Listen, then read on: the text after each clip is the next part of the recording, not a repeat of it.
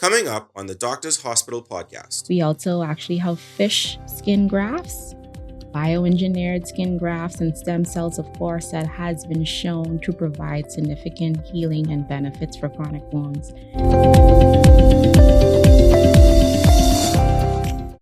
Doctor's Hospital Specialist Clinic is where trusted and best care meets consistency and dedication.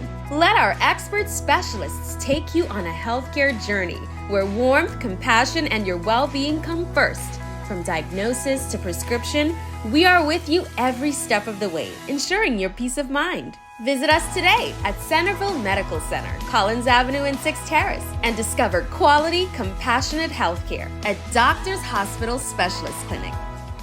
Welcome to the Doctor's Hospital podcast. I'm your host, Alexis Burrows, Marketing Director at Doctor's Hospital. And today we are here to talk about wound care. We are joined by one of our family medicine specialists who has a concentration in wound care, Dr. Rodlyn Malcolm. Welcome to the show. Thank you for having me.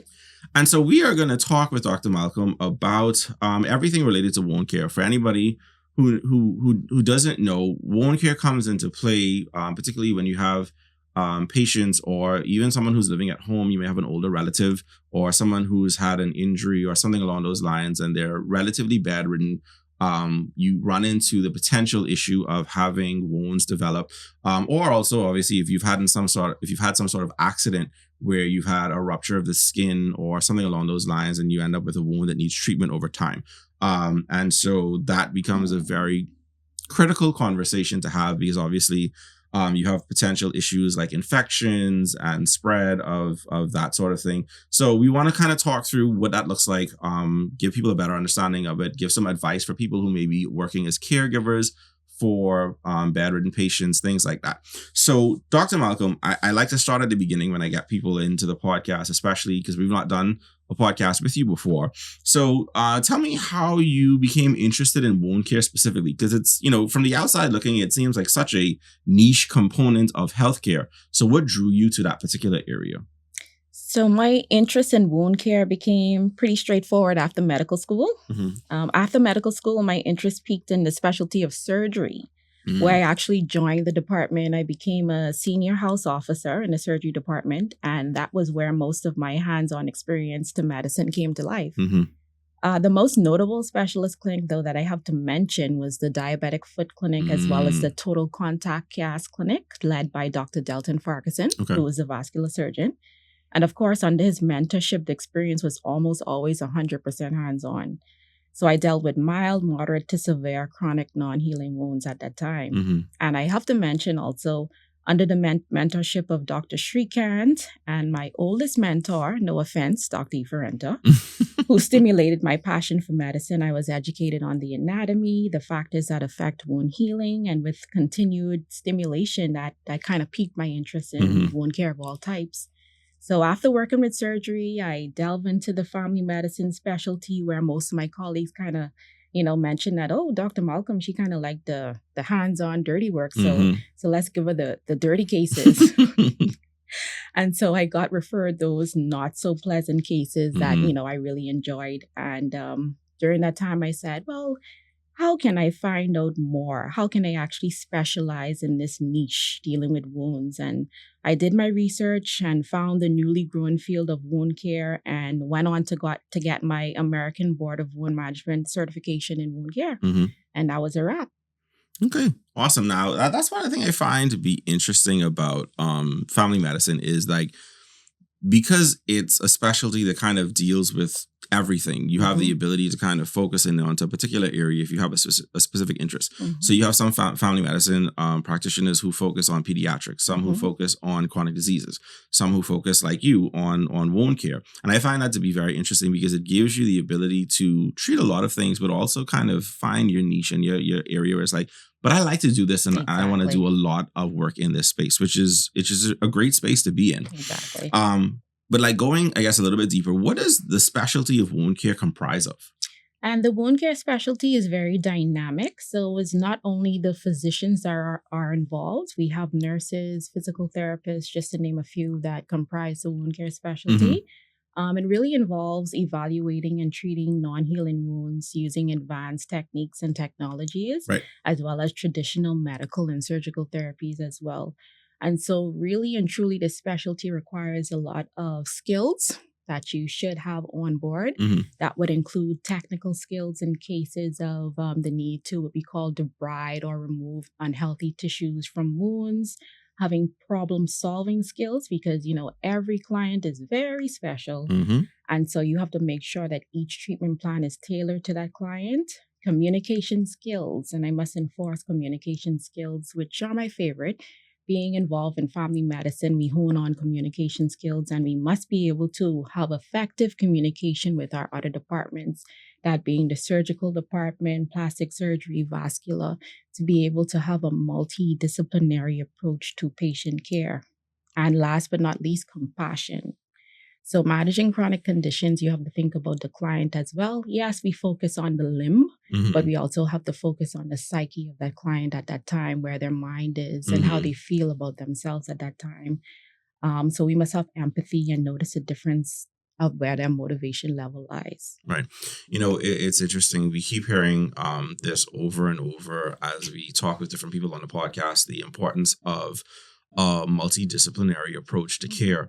And I think sometimes people don't necessarily realize how common that is and how common the need for it is for different segments of the healthcare system and different segments of the hospital in particular to have to get involved with the treatment or care of a patient. Even if the patient comes in as a surgical patient, there's still the need for, partnership with rehab or partnership with an IM physician, depending on what happens, all of these different things that you're going to have to work through. And I think that's pretty cool to kind of see, obviously that's one of the benefits of our space is that you have all of those elements under one umbrella, under one roof. So you mentioned the word debridement has always given me the so my my wife is a physician, so obviously in going through training, that's a part of the process overall. And she was an IM in particular, so obviously the diabetic foot becomes a thing. So it's like that's always like I've Cringy. yeah, because you watch, like I've watched her do prepare for like presentations and stuff, and so you see the photos and it's always just like it's just the willies. But can you explain for our audience some of the different types of wounds, especially the ones that are most common like in our culture and in our society? Okay, right. So the common ones seen in clinical practice, especially our Bahamian population, would be our diabetic foot ulcers that you mentioned. Hmm. And then we also have a niche for our venous ulcers as well. Okay. So our diabetic foot ulcers usually form as a complication due to uncontrolled or unregulated glucose or high blood sugar levels. Hmm. When you have high blood sugar levels, it leads to a lack of feeling in the foot, poor circulation, foot deformities, and irritations that can cause an open sore or ulcers to the skin. When it comes to venous ulcers, there are usually valves that are located in the veins of our legs that Hmm. control blood flow in one direction.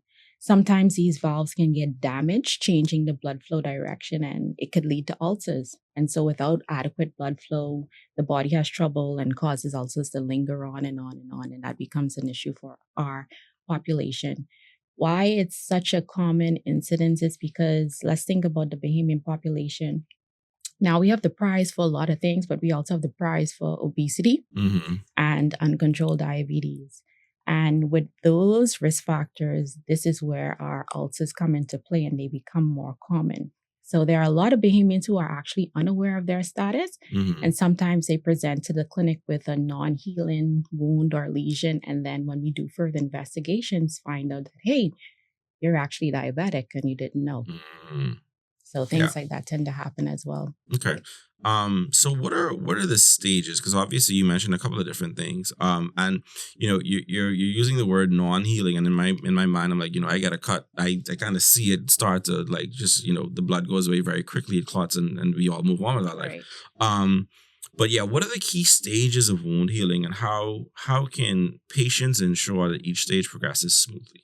So wound healing, that takes me back to a lot of difficult times in medical school, but it is a complicated mechanism. So it usually involves 4 key stages. Okay. That would include hemostasis, inflammation, proliferation, and maturation. So in small words, hemostasis is basically stopping bleeding. Mm-hmm. Bleeding stop.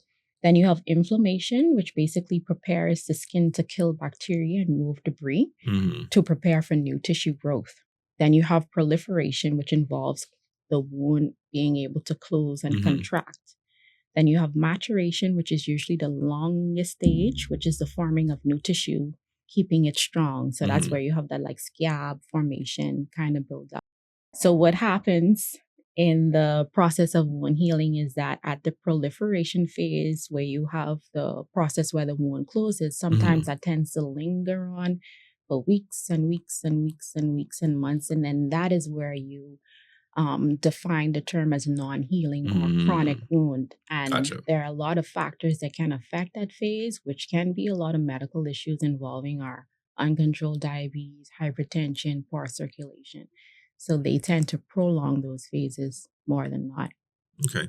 So how does a patient ensure that they progress through those stages smoothly? Because I mean, to me, I guess it's like, at what point would someone need to know, hey, I probably need to go and get a doctor to look at this? At what point if someone's listening, where you would be like, I might have that might be a non-healing wound, I probably need to go and check that out. What does that look like, and how do people try to manage and make sure that they're progressing properly through the stages? So ensuring that your wound is healing adequately and you're progressing smoothly, it would basically involve three key steps. And it may sound difficult, but it's actually pretty simple.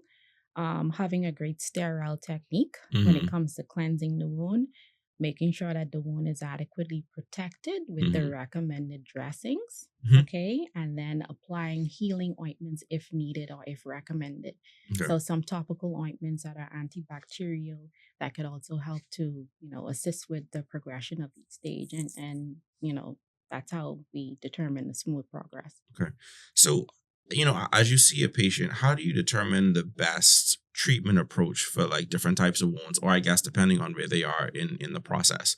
Because obviously, like I say, things like debridement and all of these other different things. But how do you come to a conclusion, say, well, okay, this is how we need to approach it? So as I mentioned, and I will continue to say, wound care clients are very, very special.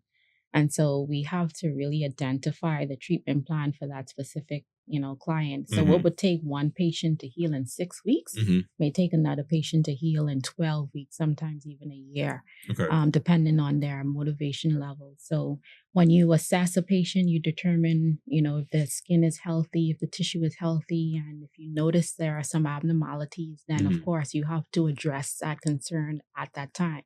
Debridement, as we say, removing unhealthy tissues to ensure that the healthy tissues progress. So it's really just tailored to the individual, and it depends on the client's medical history, their socioeconomic history, as well as their psychological readiness and patience to understand that this whole process takes time. Okay. So is this a place where like skin grafts come into play, like where you make? Because I know this is mostly from TV, right? So just bear with me. But like, you watch TV and you have a show, either a medical show or police show or whatever, and you have someone who's had like a burn or something like that, and you hear this process of skin grafting. Is that something that fits into the space as well? Is that a part of the wound care? It is a part of the Okay. wound care, wound treatment process. And this is where our multidisciplinary approach comes in, and we liaison with the plastic surgeon who can determine the best source for the graft, if it's going to be, an allograft, a human graft, or we'll talk about the more emergent trends regarding those Right. grafts as well too. Aloe, as in like aloe? Aloe? Or is that like a medical term? Medical term. Okay. So same skin. Okay, cool. All right. I'm a layman, I know. This is why I sit on this side of the mic. All right. So how can patients differentiate between a wound that's healing normally and one that may be infected or problematic? Okay, so all wounds, no matter how small or large, have the potential for infection, as the skin serves as one of the body's first line of defense. Therefore, recognizing the early signs of wound infection could, of course, help us to quickly intervene with treatment. So how can I tell if a wound is healing normally? The amount of pain or tenderness is decreasing. The size of the wound is getting smaller. The surrounding skin is normal color without redness or swelling. There is no foul smelling fluid or drainage from the wound. You otherwise feel well with no fatigue, fever, or chills, and you're able to function near normally during your daily life. And of course, we would consider that normal. But how can you tell if it's becoming infected? Almost the opposite. So you check for increased warmth or tenderness to the area, increased redness or darkening, swelling, discharge with odor, discoloration, pain, fever, just to name a few. And obviously, if you are unsure, please consult your physician to guide you accordingly. And I always say pictures are worth 1,000 words. Mm-hmm. Understood. We're having a great conversation thus far with Dr. Rodlyn Malcolm, talking about wound care, and we will take a quick break for some words from our sponsors, and we'll be right back on the Doctors Hospital podcast.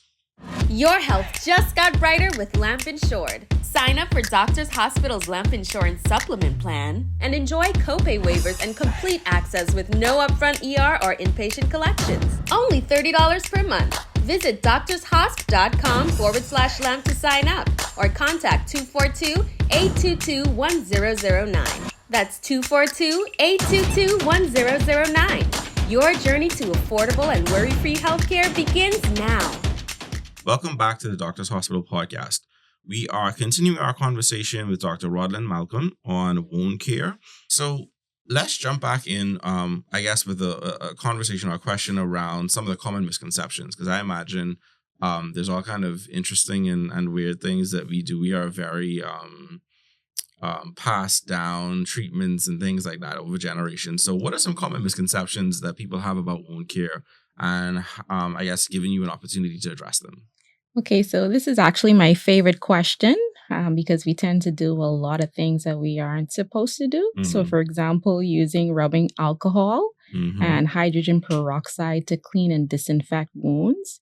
So, a lot of people don't know that sometimes these materials can actually cause more harm than good. They can damage the healthy underlying tissue, and you could actually cause the opposite in what you are intending to do. The next myth is keeping your wound completely dry to heal. Mhm. So a lot of people feel as if keeping their wound open to the air will allow the wound to heal fast. However, studies have shown that having an appropriately moist environment for the wound to heal actually speeds up the process in a better way. Mhm. Another one, applying butter to burns will help to ease the pain. So that same I can't believe it's not butter container. We have some clients who actually apply butter to their wounds in an event to help heal the wounds. And What is the thought process there? the thought process is, I guess, because the butter, it's moist and it's supposed to heal But it's the wound. oil. There's things in it. Exactly. So it actually seals in the And heat. season their arm to eat it later. Like, what are we doing? So imagine putting grease on your burn and it actually seals in the heat. So if you know physics, you seal in that heat and it actually increases the temperature. Right. So you're it making increases the damage. burn worse. Mhm. Exactly. So let's just hold the butter. Mm. Okay. Mhm. And my all-time favorite, salt water. Soak your foot in the salt water. Salt water helps to cleanse and heal a wound. So let's just say no. Because again, we need to speak about having appropriately moist environments. So Right. soaking your feet or soaking the wound in salt water, there are a lot of pathogens and microbes that is inside the salt water that can actually dry out the wound, Right. increase the risk of infection, and actually cause more damage. So those are a lot of things that people tend to, come and ask about. Mhm.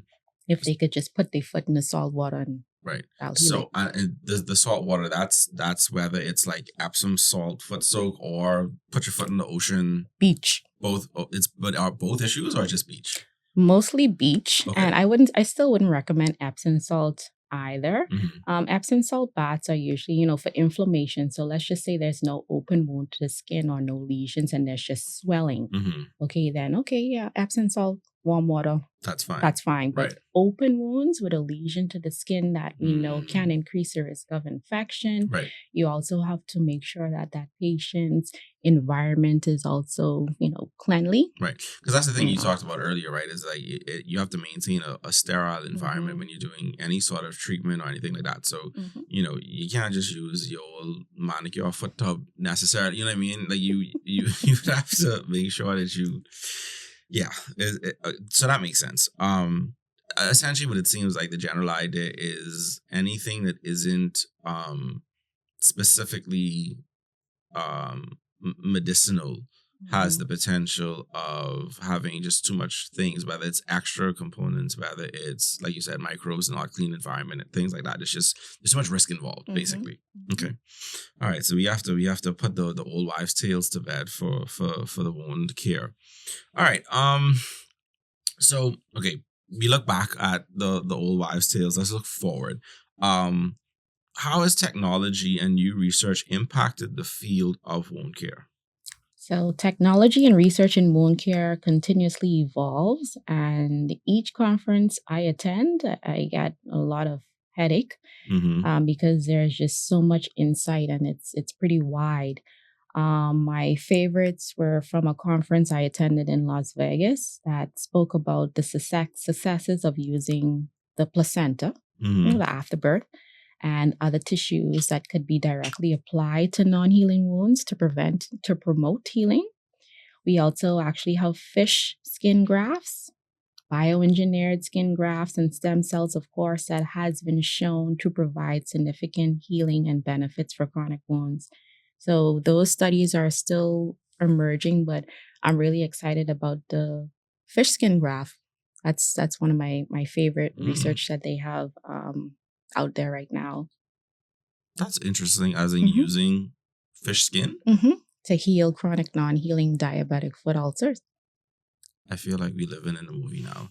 That sounds interesting. So, for example, if you don't fit the criteria to use, your own skin or another human, then you could actually use the appropriate fish.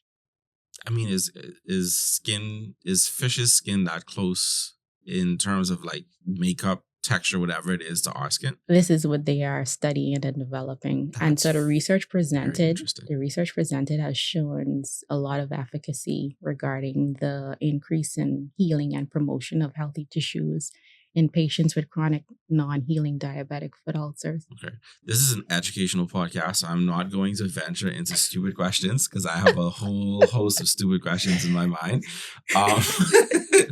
But no, that is very interesting to hear. Are there any fish in particular that they're looking at? So I'm very intrigued now. I know. So that's definitely the question. They talk about the wild salmon. Those kind of. Okay. So not like sharks and snapper. No, very specific. Right. For now. Yeah, because then what you could do is people go buy their grouper from the fish market and then go peel apply the skin off and then go put it on their wounds. Like, please, people, don't do that. Please. Not yet. It's still in development and in progress. Exactly. Right. I'm going to get in so much trouble for this one. All right. So what advice do you have for caregivers who are looking after someone with a chronic or difficult to heal wound? So caregivers should take the chance to observe closely on how the wound is healing under the bandage and actually seek medical support if they need to. So for example, wound care, caregivers should wash their hands before caring for a wound, clean the wound thoroughly with a clean gauze and sterile saline solution, ensure that the area is always kept clean and dry, discourage the removal of the bandage or touching the wound with an unclean hand, keep an eye out for complications such as infection, excessive bleeding, fever. And what's also important that we tend to not speak about a lot is nutrition. So proper nutrition is another vital part of optimal wound healing. So ensuring that your loved one has a healthy, balanced meal can improve recovery time. That's an interesting one because same thing. It's something that keeps popping up in conversations around everything that we've talked about to some degree, from mental health to everything else in between. There's a link to proper nutrition. So it only makes sense that it exists in this space as well. What would you say to someone who is taking care of a relative that may be bedridden? So, and in trying to prevent something like bed sores, because obviously bed sores is essentially a wound and it could then escalate in the same way, correct? Correct. So what advice would you give to someone who maybe they don't have the person doesn't have a wound specifically, but they're in a bedridden state and they're being taken care of? What would be the advice in terms of trying to avoid and mitigate the development of bed sores. Right. And so that comes under the act of prevention. Mm-hmm. And of course, enhancing education and prevention would include, turning, making sure that your loved one is turned adequately, ideally every 2 hours, ensuring that the mattress that they are on is optimal. For example, Ripple mattress. Those help to control the pressure points on the body. When we deal with a bedridden client, there are specific areas that are increased risk of developing ulcers, especially the sacrum, the heels, the back of the ears, the elbows, all of the increased pressure points. We have to make sure offload them. That's the term that we use. Okay. Offload to prevent any further risk factors for injury. And paying, close attention to, the psyche of the client, how they're feeling, making sure, of course, they're eating, everything like that. Okay. And I guess speaking in that education space, how important is patient education and wound care management?